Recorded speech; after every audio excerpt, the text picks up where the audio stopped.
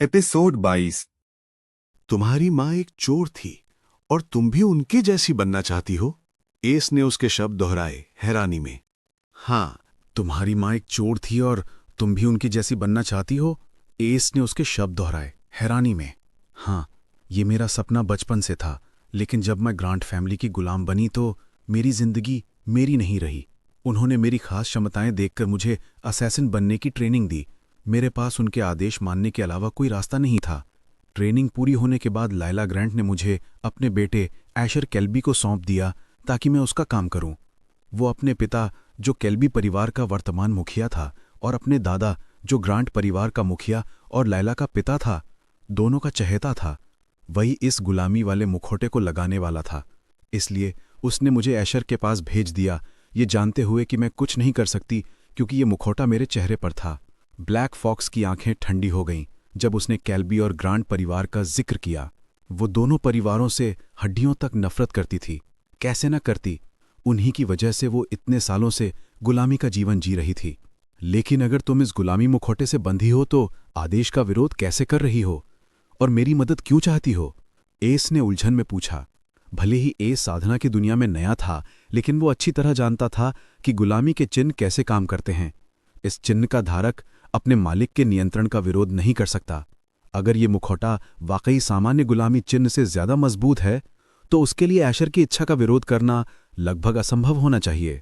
Black fox ने गंभीरता से कहा, यह मेरी वंशानुगत कला में से एक की वजह से है, जिसे कोई नहीं जानता। इसकी वजह से मैं इस मुखौटे के नियंत्रण को बाईपास कर सकती हूं, लेकिन ये मुझे इससे छुटकारा नहीं दिला सकता। अगर उन्हें इस कला के बारे में पता चला तो वो मुझे मार डालेंगे। क्या तुम बेवकूफ हो? तुम्हें डर नहीं लगता कि मैं तुम्हारा ये सबसे बड़ा राज उन्हें बता दूं? क्या होगा अगर मैं एशर से बचने के लिए तुम्हें बेच दूं या तुम्हें यहीं मार डालूं ताकि तुम्हारा राज हमेशा के लिए खत्म हो जाए? एस ने ठंडी आवाज में कहा। जहां तक केल्बी और ग्रैंट परिवार का सवाल है, मैं छुप सकता हूं या शहर छोड़ सकता हूं, और तुम जानती हो कि मैं ऐसा करने में सक्षम हूं। तो फिर तुम मुझ पर इतना भरोसा क्यों कर रही हो? एशर उसे जानता भी नहीं था, न ही वो उसकी कोई रिश्तेदार थी। फिर वो अपने सारे राज एक एक करके क्यों बता रही थी? ये सोचकर वो बेचैन हो गया, क्योंकि वो लड़की बेवकूफ नहीं थी। उसने तो बहुत कम सुरागों से उसकी छुपी पहचान तक ढूंढ निकाली थी। तुम ऐसा कभी नहीं करोगे, क्योंकि तुम मेरी मां जैसे हो। तुमने उस फैटी को लूटा क्योंकि वो बुरा इंसान था और गरीबों को सताता था। तुमने उन निर्दोष लोगों के परिवारों की मदद भी की जिन्हें बिली ने अपनी पागलपन में मार डाला था। तुमने उन सबको 10 रूबी कॉइन्स दिए, बिना ये जाने के देने वाला कौन है।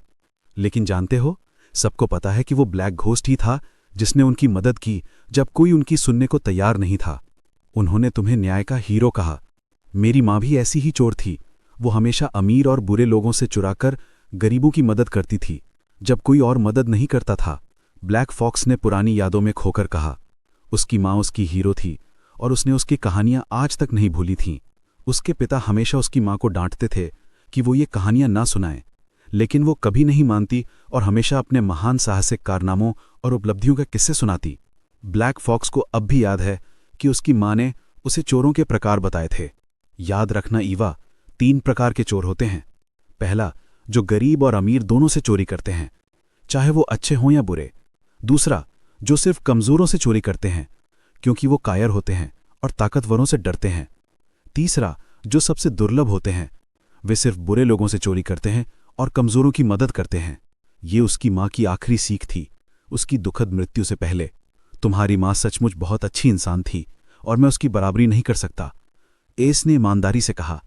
ईवा हंस पड़ी।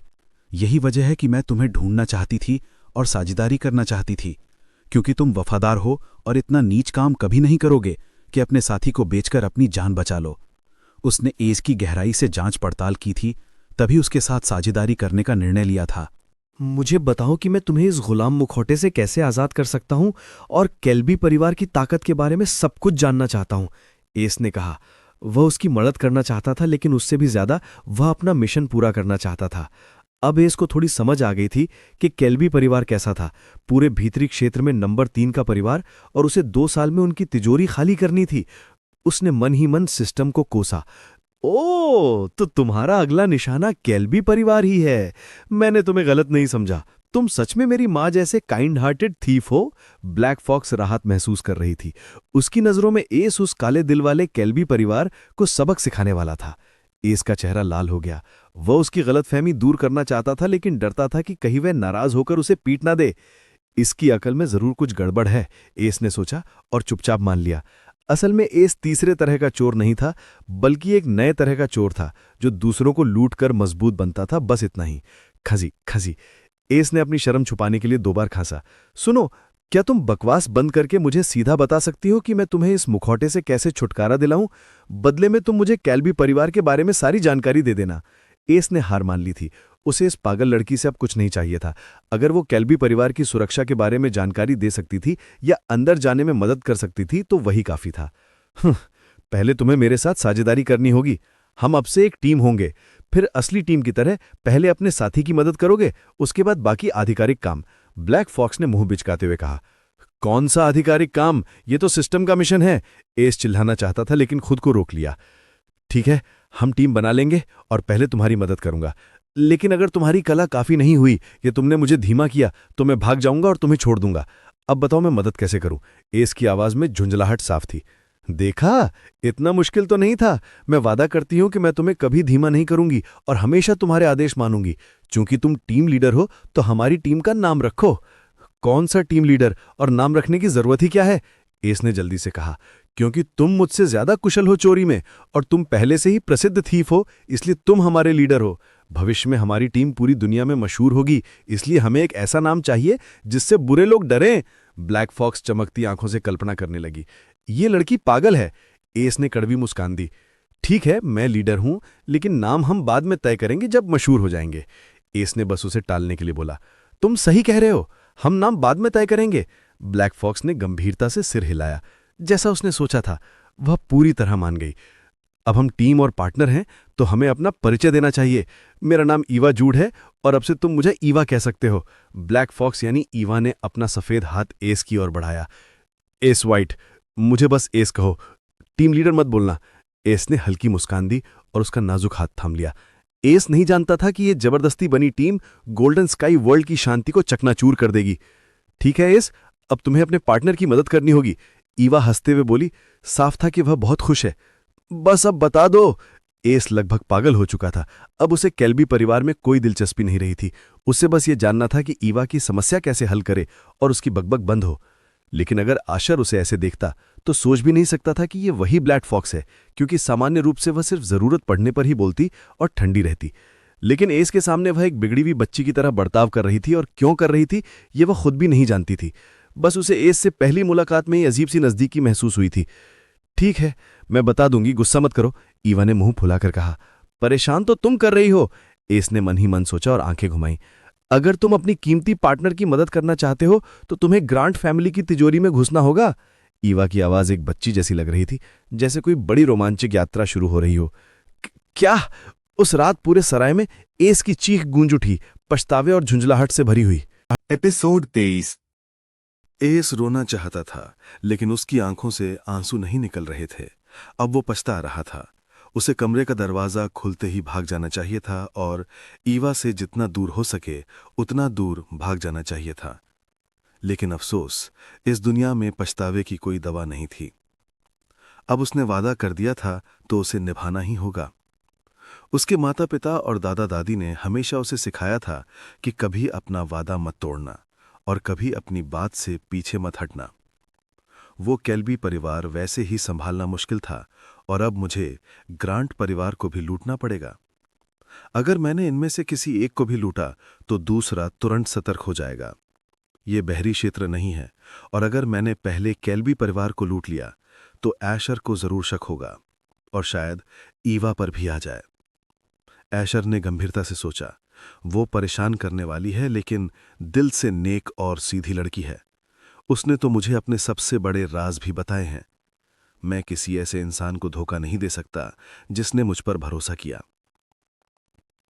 ऐस मुश्किल में था, क्योंकि अगर ईवा उसे अपना अतीत और राज नहीं बताती तो वो सिस्टम का मिशन ही चुन लेता।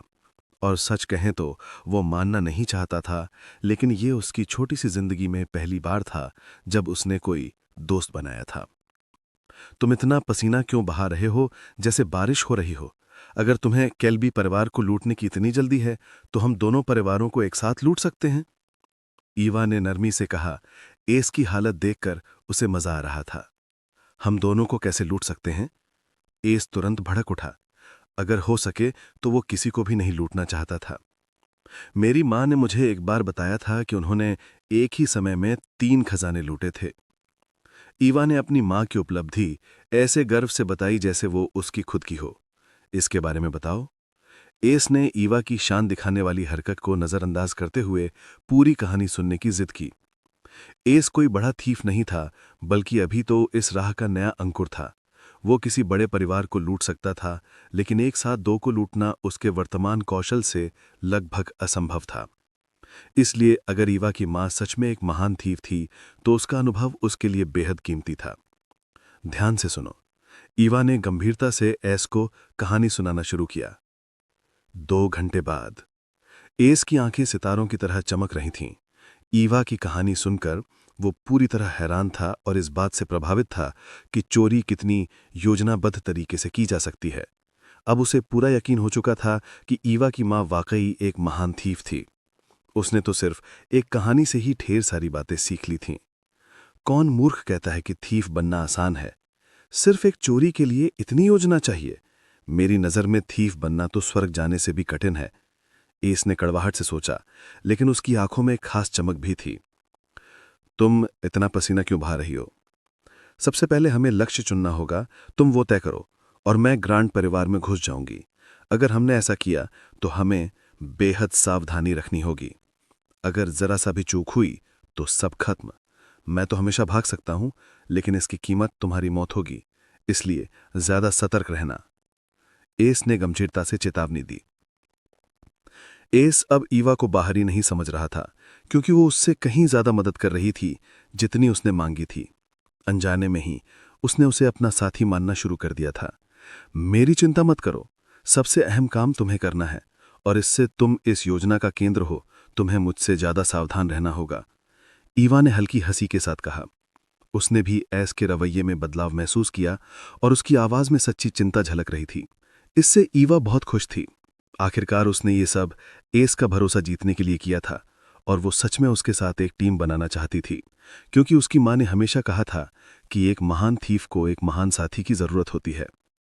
इसलिए एस उसके लिए परफेक्ट साथी था।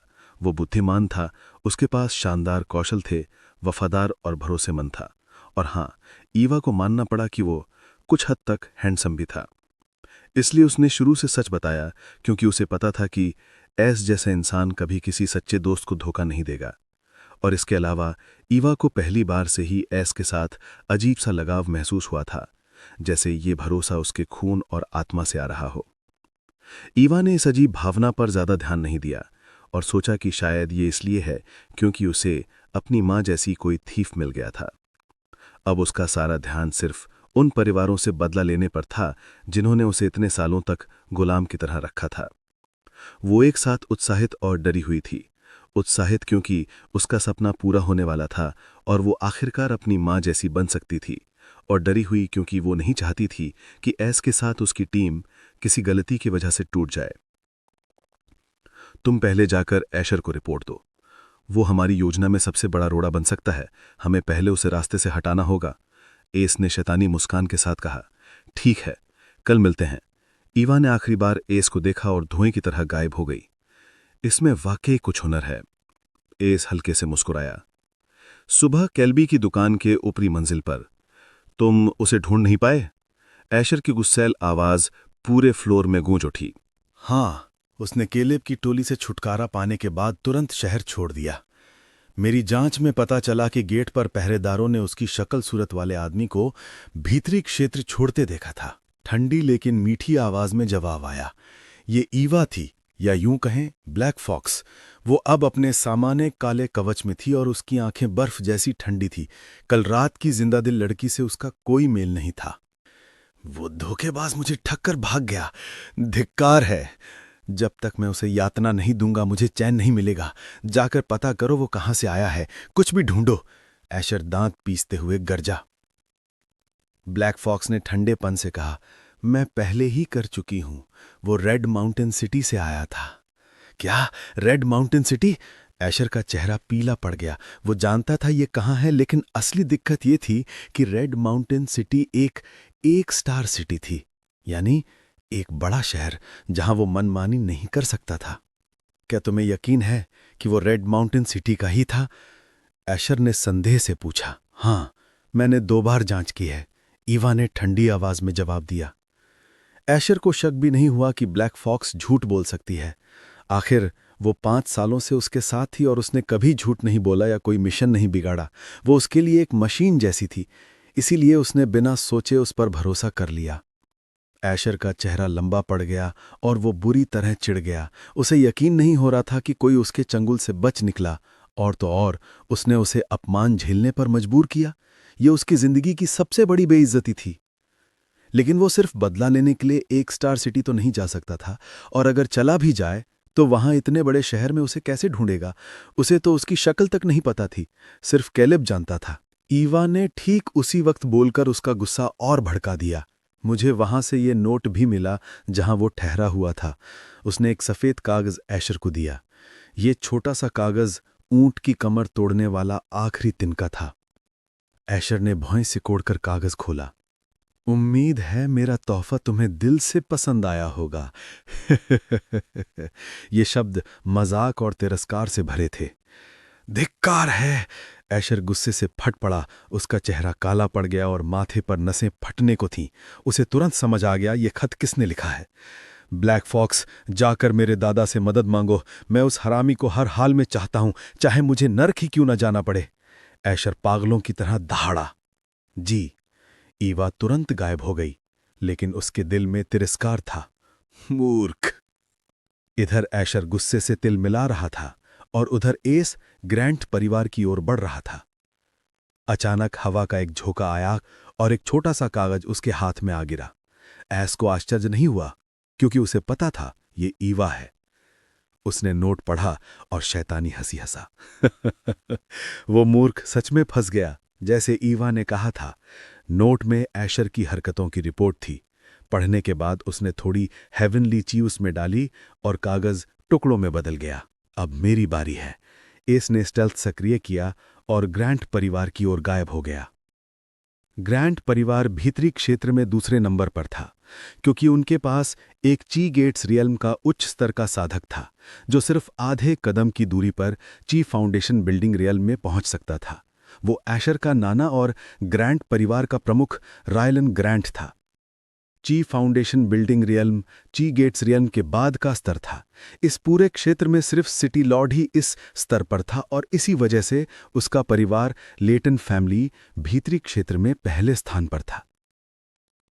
एस अब वक्त एक जर्जर इमारत के सामने खड़ा था। ये ग्रैंट परिवार के नौकरों का क्षेत्र था। सारे नौकर इसी पुरानी इमारत में रहते के। ग्रैंट परिवार नौकरों को अपनी जमीन से बाहर जाने की इजाजत नहीं देता था, क्योंकि उनकी नजरों में वो इंसान नहीं, महज गुलाम थे। एस जल्दी से अंदर चला गया। उसे पता था यहां सुरक्षा ढीली है। भला नौकरों की सुरक्षा कौन करता है? अगर कोई इतनी दूर तक पहुंच भी जाए तो नौकरों के क्षेत्र में कोई निगरानी नहीं होती। अंदर से इमारत साफ सुथरी थी, लेकिन अजीब सी बदबू आ रही थी। वहां कमरों की कतारें थीं और उनके दरवाजों पर कोई ताला नहीं था। कोई भी अंदर जा सकता था। यही हाल था ग्रैंट परिवार के नौकरों का। उन्हें इंसान नहीं, बल्कि जानवरों की तरह समझा जाता था। एस का खून खौल उठा। उसने सोचा भी नहीं था कि भीतरी क्षेत्र के ये रईस बहरी क्षेत्र से भी बदतर निकलेंगे। कम से कम बाहर वाले इंसानों को जानवरों जैसा तो नहीं मानते। उसने अपने गुस्से को दबाया और ऊपर की मंजिल पर चला गया। यहां कम कमरे थे और दरवाजे भी नहीं थे। अंदर छोटे छोटे लड़के थे, लेकिन उनकी हालत मौत से भी बदतर थी। उनके शरीर पर घाव थे, कुछ के तो हाथ पांव तक नहीं थे। ये लड़के ग्रैंट परिवार के युवाओं के स्पारिंग पार्टनर थे।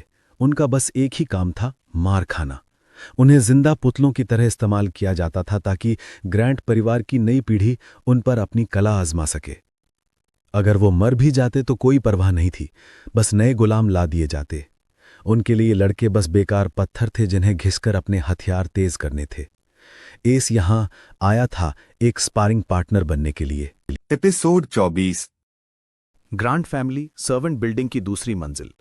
एस ने वहां पड़े उन गंभीर रूप से घायल और बेजान लड़कों को देखा जो उससे ज्यादा बड़े भी नहीं थे। उसके दिल में गहरी क्रूरता उठी और वो उनके लिए न्याय करना चाहता था, लेकिन अफसोस कि वो अभी इतना शक्तिशाली नहीं था। यही थी साधना दुनिया की असली सच्चाई, जहां ताकत ही सर्वोच्च है। एस ने अपना गुस्सा निगल लिया और दूसरी मंजिल के अंदर गहराई में आगे बढ़ा। इन बिना दरवाजों वाले कमरों में कम से कम 2 लड़के तो जरूर थे। जब उन्होंने एस को अपनी बेजान आंखों से देखा तो कोई प्रतिक्रिया नहीं दी, क्योंकि लगभग हर दिन नए स्पारिंग पार्टनर लाए जाते थे, इसलिए उन्होंने एस पर ध्यान भी नहीं दिया। वो बस उनके लिए एक और बदकिस्मत लड़का था। ग्रांट फैमिली इन लड़कों को वेस्टलैंड से पकड़कर लाती थी। वेस्टलैंड्स पूरे मानव महाद्वीप की सबसे नीची जमीनें थीं, इसलिए अगर ग्रांट फैमिली वहां के लोगों को गुलाम बना भी दे तो किसी को कोई परवाह नहीं थी। इन लड़कों को परिवार के बुजुर्ग खुद चुनते थे और अगर उन्हें उनकी पहचान में कुछ गलत लगता तो बिना हिचकिचाए उन्हें मार देते। लेकिन इतने शांत वर्षों में वो आलसी हो गए और चयन कम सावधानी से होने लगा। यही वजह थी कि एस इस सेवक भवन में घुस आया और स्पारिंग पार्टनर बन गया। उसने एक खाली कमरा ढूंढा और कोने में बैठ गया। उसने आंखें बंद की और डुअल शैडो स्वॉट साधना तकनीक पर विचार करने लगा। उसके पास सिस्टम मिशन पूरा करने के लिए 2 साल थे और इस बीच उसे और ताकतवर होना था। उसे अपनी कला और तकनीकों में उच्च स्तर पर पहुंचना था, खासकर डुअल शैडो स्वॉर्ड्स में, क्योंकि इसे साधना सबसे कठिन था।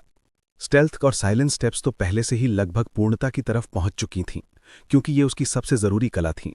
उसे ट्रू और फॉल्स आइज को भी ऊंचे स्तर पर ले जाना था, क्योंकि इस रहस्य में आंख की कला के बिना वो छिपे हुए जाल या अरे पहचान नहीं सकता था।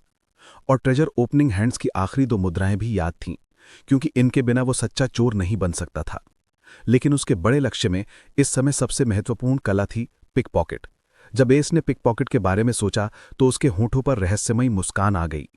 शाम को एस ने आंखें खोलीं क्योंकि उसे 3 आदमियों के कदमों की आहट सुनाई दी। 5 मिनट बाद 3 आदमी उसके कमरे के बाहर पहुंचे और उनमें से एक चौंक कर बोला, यहां तो अब तक बिना चोट का एक है। एस ने यह आवाज सुनी और 3 बख्तरबंद आदमी देखे। ये स्पष्ट रूप से इस सेवक भवन के पहरेदार थे जो एस के अंदर आते समय मौज मस्ती कर रहे थे। अरे कमीने, क्या पिछली बार छुप गए थे जब हम स्पारिंग पार्टनर चुन रहे थे? दूसरा पहरेदार व्यंग में बोला। उसका नाम था अकलम। पिछली बार तो यह भाग्यशाली था कि बच गया, लेकिन इस बार नहीं बचेगा, है। तीसरा पहरेदार बुरी हंसी हंसा। उसका नाम था लूमन। चूहे, क्योंकि तू बिल्कुल सही सलामत है तो आज तू 3rd यंग मिस का स्पारिंग पार्टनर बनेगा, और चेहरा भी ठीक ठाक है तो वो तुझे जरूर खास देखभाल करेगी। हा हा हा। पहले वाले ने, जिसका नाम जूलो था, कुटिल मुस्कान के साथ कहा। इसे बाकियों के साथ ले चलो, देखना है कि 3rd मिस की देखभाल के बाद ये कल सुबह जिंदा भी रहेगा या नहीं। जूलो ने आदेश दिया। चल कमीने। अकलम एस की तरफ बढ़ा और उसे पकड़ने ही वाला था कि एस खुद ही खड़ा हुआ और बिना घबराहट के बाकी 2 पहरेदारों की तरफ चल दिया। ओह, देखो तो कितनी हिम्मत है इसमें। चलो देखते हैं 3rd यंग मिस से मिलने के बाद ये खड़ा भी रह पाता है या नहीं। जूलो ने मुस्कुराकर कहा और बाकी लड़कों को चुनने लगा। कुछ देर बाद उन्होंने 10 लड़के चुने, जिनमें एस भी शामिल था। एस को छोड़कर बाकी सब घायल थे और उनके चेहरों पर गहरे घाव थे। कोई कांप रहा था तो कोई लगातार रो रहा था। सिर्फ 10। बाहर से एक असंतुष्ट आवाज आई। हेड बटलर, ये 10 ही बच गए हैं जो चल फिर सकते हैं। देखिए, हमने 3rd यंग मिस के लिए एक नया टुकड़ा भी ढूंढ लिया है, जूलो ने आदरपूर्वक कहा और एस की तरफ इशारा किया, जो अब भी बेपरवाह दिख रहा था। बाहर खड़ा आदमी छोटा और मोटा था, काले छोटे दाढ़ी वाला मध्यम आयु का व्यक्ति। उसका नाम था काइलिन ग्रांट और वो ग्रांट फैमिली के पूर्वी क्षेत्र का हेड बटलर था। ग्रांट फैमिली का इलाका बहुत बड़ा था और कम आदमियों के कारण पूरे क्षेत्र की निगरानी करना मुश्किल था। इसलिए पूरा इलाका 4 हिस्सों में बांटा गया था: पूर्व, पश्चिम, उत्तर और दक्षिण। हर क्षेत्र का एक प्रोटेक्टर, ची गेट्स रेल्म की चरम सीमा का साधक और एक हेड बटलर होता था, और बीच में होता था मुख्य महल, जहां परिवार का मुखिया रायलन ग्रांट और उसका परिवार रहते थे। हेड बटलर काइलन यहां पूर्वी क्षेत्र के लिए नए स्पारिंग पार्टनर्स लेने आया था, लेकिन बाकी सब बहुत घायल थे। नई खेप अभी तक नहीं आई? काइलन ने नाराजगी से पूछा। जूलो ने आदर से जवाब दिया, नहीं हेड बटलर, लेकिन यकीन दिलाता हूं कि सुबह तक पहुंच जाएगी। ठीक है, मैं कल सुबह आऊंगा। जी, हम खास आपके लिए अच्छे लड़के चुनेंगे हेड बटलर, अकलम ने छाती ठोक कर कहा। काइलन ने संतुष्टि से सिर हिलाया और 10 डमीज की तरफ देखा। तुम 9 तो बाकी युवाओं को दे दिए जाओगे, लेकिन तुम, उसने एस की तरफ इशारा किया, मेरे साथ चलो।